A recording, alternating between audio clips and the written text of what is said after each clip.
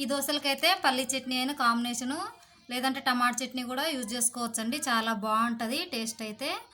మేమైతే పల్లి చట్నీ చేసాము. చూడండి ఎంత బాగుందో, సాఫ్ట్గా చట్నీ కూడా చాలా బాగా వచ్చింది.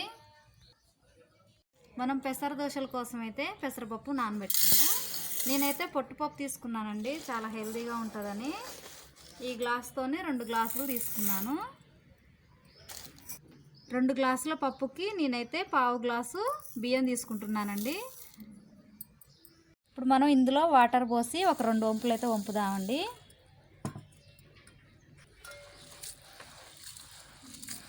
మొత్తం అయితే ఇట్లా బాగా ఒకసారి గట్టిగా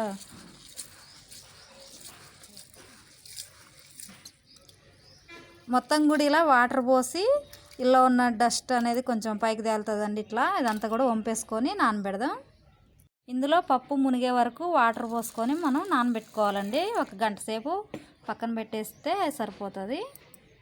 క్యారెట్లను అయితే మనం ఇలా సన్నగా కట్ చేసుకోవాలి. అప్పుడే మనం మిక్సీలో వేసినప్పుడు మెత్తగా అవుతాయి, మంచిగా ఉంటుంది.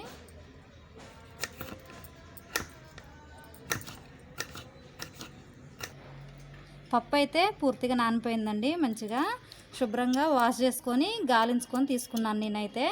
పొట్టుపప్పుగా అండి, అందుకోసమే గాలించాను. ఇప్పుడైతే ఒక మిక్సీ జార్ తీసుకొని అందులో వేస్తున్నాను. అంతా ఒక్కసారి పట్టకుంటే 2 వాయిలకైనా వేసుకోవచ్చండి.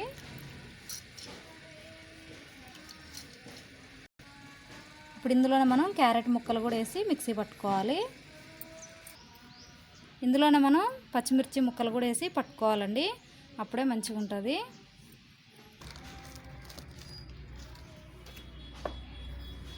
ఇందులో మనం తగినంత ఉప్పు వేసుకుందాం. కల్లులు ఉప్పు వేసి పడుతున్నాను నేనైతే.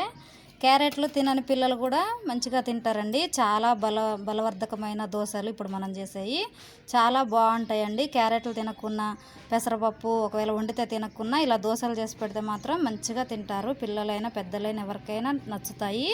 తప్పకుండా ట్రై చేయండి. ఇందులో కొన్ని వాటర్ కూడా పోయాలండి. మరీ జారుగా ఉండొద్దు పిండి, మరీ గట్టిగా కూడా ఉండొద్దు. మిక్సీ అయితే ఇట్లా పట్టుకోవాలండి. పిండి ఇగో ఈ విధంగా వచ్చింది. మొత్తం కూడా నేను ఒక గిన్నెలో పోసుకుంటున్నాను.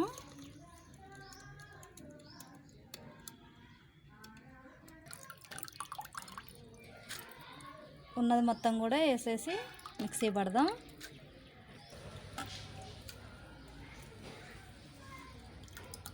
పిండి అయితే ఇగో ఈ కన్సిస్టెన్సీ వచ్చే విధంగా మనమైతే జారుగా ఉండేటట్టుగా కలుపుకోవాలండి.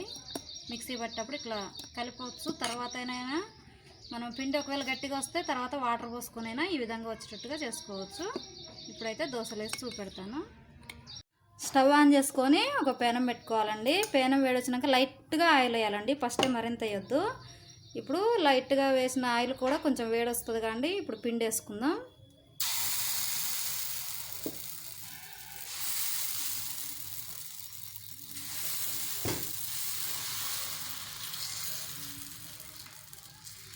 చాలా బాగుంటాయండి పెసర దోశలు. క్యారెట్ కూడా కలిసింది కాబట్టి ఇంకా టేస్ట్ బాగుంటుంది.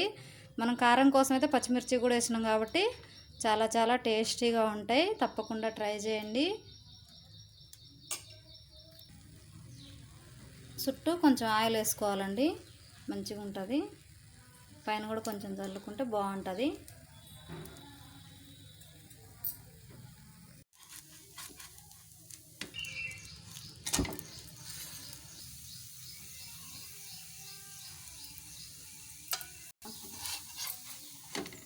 ఇలా 2 వైపులుగా ఎర్రగా కాల్చుకున్నాక మనం క్యారెట్ తురుముతో అయితే గార్నిష్ చేసుకుందాం. బాగుంటుంది.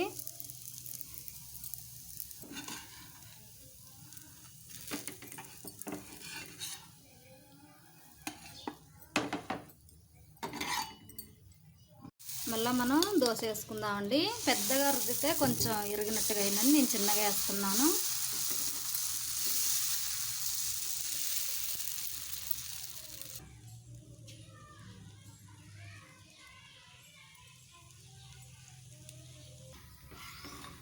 పెంక మంచిగా వేడొచ్చింది కాండి.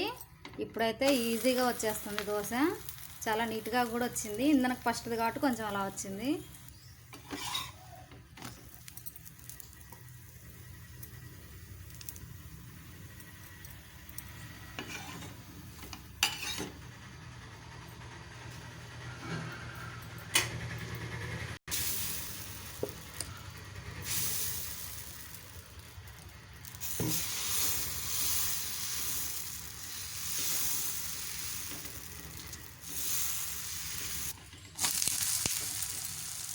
Gold colour.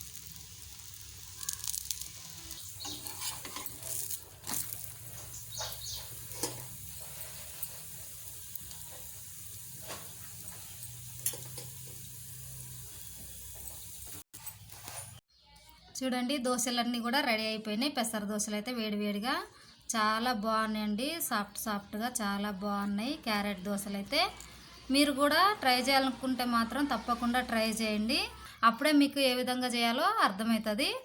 చాలా బాగుంటాయండి. పిల్లలు కూడా ఇష్టంగా తింటారు. హెల్దీ కూడాను.